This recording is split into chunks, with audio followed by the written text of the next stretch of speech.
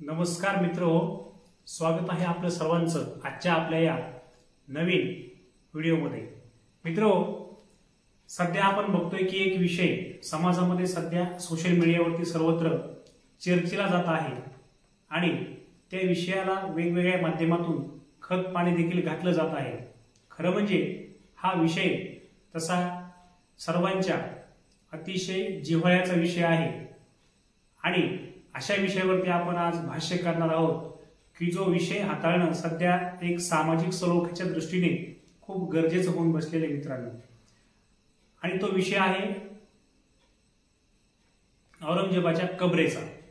मित्रांनो, आपण बघतोय की सोशल मीडियावरती प्रत्येक जण या औरंगजेबाच्या कबरेविषयी व्यक्त होत आहे, किंबहुना शासन देखील त्याबद्दल आपली भूमिका मांडत आहे आणि शासनाने भूमिका मांडल्याच्या नंतर समाजामधले वेगवेगळे घटक स्वतःची भूमिका मांडत आहेत। आता लोकशाही आहे, लोकशाहीमध्ये भूमिका मांडण्याचा अधिकार सर्वांनाच आहे आणि तो प्रत्येक जण वापरू शकतो। त्यामुळे या बाबतीमध्ये प्रत्येकाची मतभिन्नता असू शकते, परंतु एक शिवभक्त म्हणून माझं जे मत आहे ते मी या व्हिडिओतून मांडण्याचा प्रयत्न करत आहे।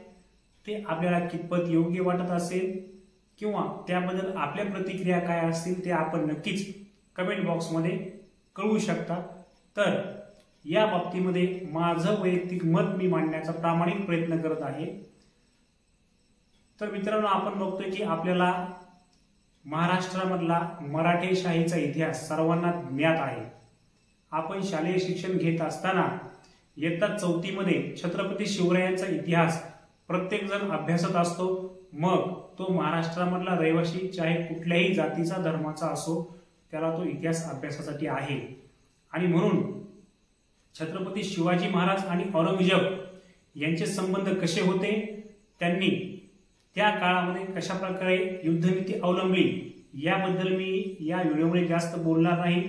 आपण त्याबद्दल सर्वजण ज्ञात आहातच, किंबहुना ज्यांनी ऐतिहासिक जी या मराठेशाही आणि औरंगजेब यांचं जे युद्ध झालेले आहे किंवा जो राजकीय वेगवेगळे डावपेच झालेले आहेत त्याबद्दलचे वर्णन करणारे इतिहास वर्णन करणारे इतिहासकारांचे आपण ऐतिहासिक जे ग्रंथ आहेत, संदर्भ ग्रंथ असतील किंवा इतर जे ऐतिहासिक लिखाण झालेलं आहे ते वेगवेगळ्या लेखकांचं, वेगवेगळ्या इतिहासकारांचं वेगवेगळ्या दृष्टिकोनातून लिहिलं गेलेलं साहित्य आपण अभ्यासलेलंच असेल, किंबहुना माझ्यापेक्षा जास्त अभ्यास आपला निश्चितच आहे। आणि म्हणून त्याबद्दल जास्त न सांगता सध्या जो प्रकार चालू आहे की औरंगजेबाची कबर काढून टाकली पाहिजे, उकळून फेकली पाहिजे, अशा वेगवेगळ्या प्रतिक्रिया किंवा मतं जी व्यक्त केली जात आहेत की ती मतं कितपत योग्य आहेत याबद्दल आपण या व्हिडिओमध्ये सविस्तर चर्चा करणार आहोत। मित्रांनो, आता औरंगजेब आणि शिवाजी महाराज यांचा इतिहास सर्वांना ज्ञात आहे आणि जेव्हा औरंगजेबाचा शेवट झाला तत्पूर्वी जेव्हा शिवाजी महाराज औरंगजेबाच्या संग्रामामध्ये आणि शिवाजी महाराज आणि औरंगजेब यांचे जे संबंध होते, जरीही ते राजकीय दृष्ट्या एकमेकांचे विरोधक असले तरी तात्विक दृष्ट्या प्रत्येकाची आपापली काही तत्व होते, आपापली काही वैचारिक स्वतःची विचारसरणी होती आणि दोघेही एक महान म्हणूयात आपण थोडक्यात आपापल्या तत्वानुसार महानच होते दोघं सुद्धा।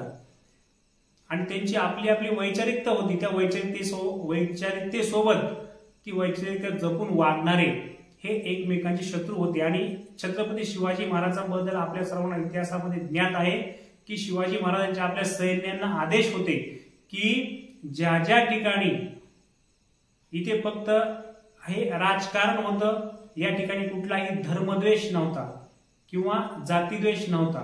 छत्रपती शिवरायांच्या स्वराज्यामध्ये सर्व जाती धर्माच्या लोकांना समान न्याय होता, कोणावरही कसल्याही प्रकारचा अन्याय होत नव्हता। म्हणूनच त्याला स्वराज्य म्हटलं जायचं।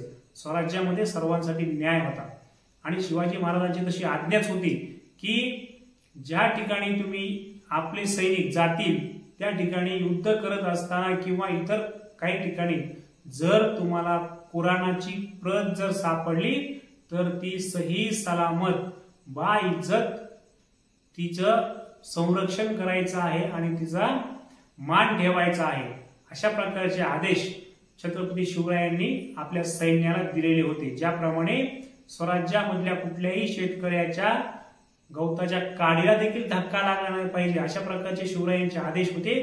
तसेच धार्मिकतेच्या बाबतीमध्ये सुद्धा शिवरायांचे मग ती मस्जिद असेल किंवा कुराण असेल किंवा इतर स्वधर्मामधल्या ज्याप्रमाणे माता भगिनींचं संरक्षण इज्जत त्यांची राखली जायला पाहिजे तशी सर्वांची राखली जायला पाहिजे, असा सज्जड दम वजा इशारा छत्रपती शिवाजी महाराजांनी आपल्या सैन्याला दिलेला होता, हे आपण सर्वजण ज्ञात आहोत।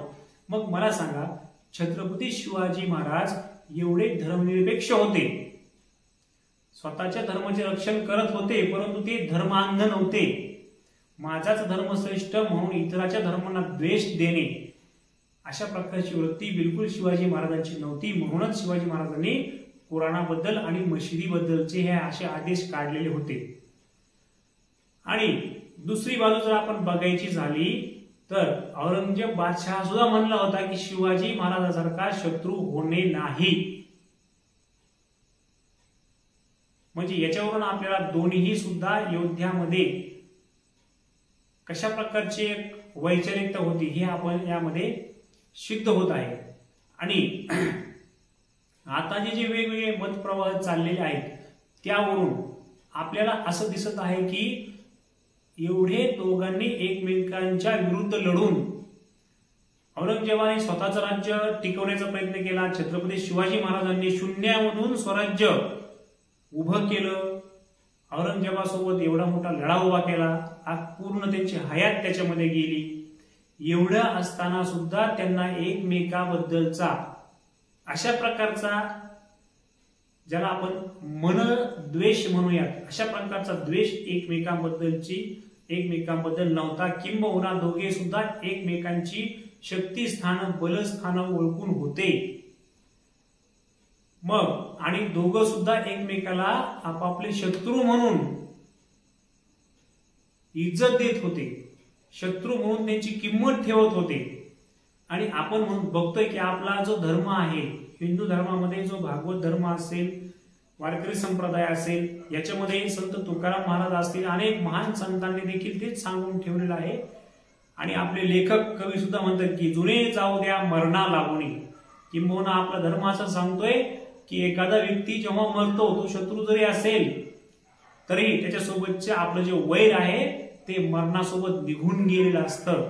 आणि मग असं असताना आपले छत्रपती शिवाजी महाराज अस्तित्वात नाहीत, आपले राजे अस्तित्वामध्ये नाहीत, आणि राजांचा असणारा शत्रू औरंगजेब बादशाह तो देखील अस्तित्वात नाही।